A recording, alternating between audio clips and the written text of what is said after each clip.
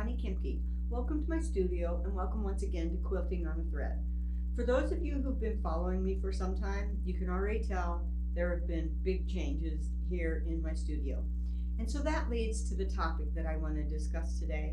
I want to discuss the things that I consider when I'm rearranging, setting up, or moving my quilting studio. Now, you may call your studio your she shed, you may call it your sewing room, or anything else. I'm just going to discuss it, and I'll probably use the word studio since that's what I call my work area.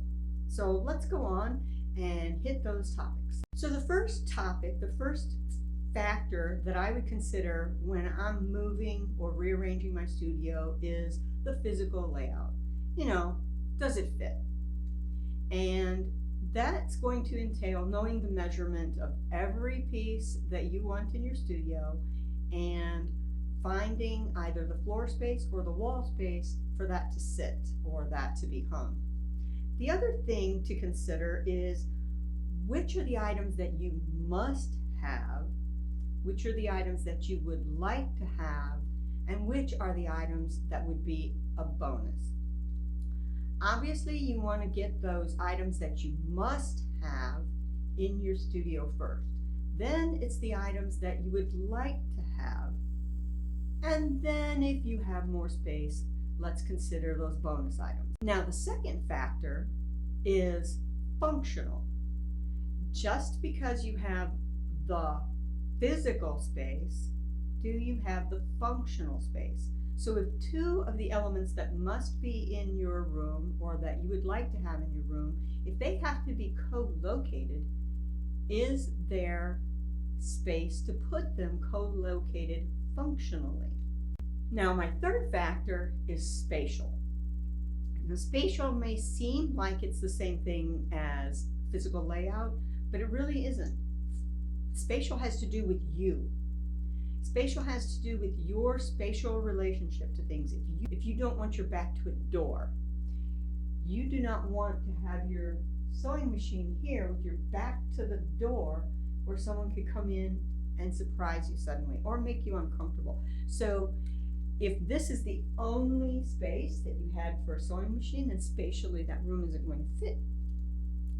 If you don't like to have your shoulder up against a wall, then again, maybe a corner is not the best place to put something that you'll be needing to work at for long periods of time. Might be the perfect location for a place where you're only there momentarily. But if spatially, being up against a wall or having your back to a door, if those things unsettle you, then you need to consider that spatial relationship between you and the elements in your room. Now, the fourth factor that I consider that other people may not consider, but for me it's very important, I consider the visual. And that visual has to do with how does the room look as I'm coming into it? What about the elements on the walls or on tables?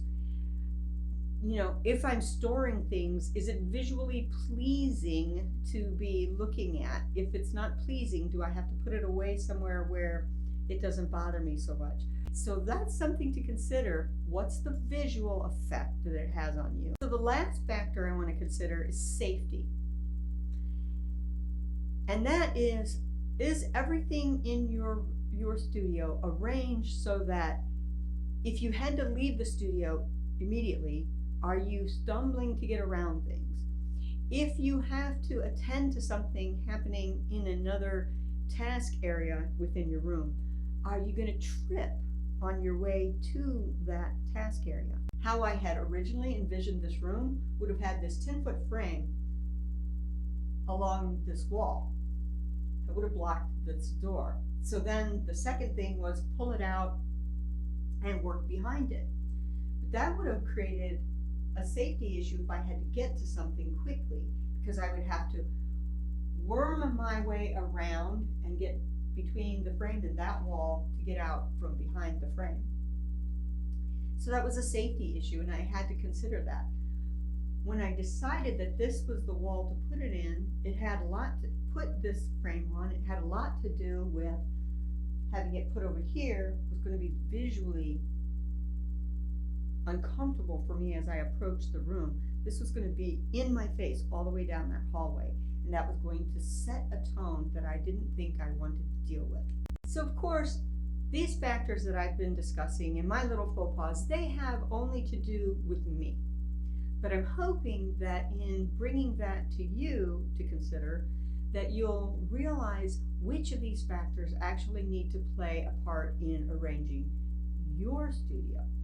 And I hope this has been helpful to you, and thank you for joining me. Hope to see you again here on Quilting on a Thread.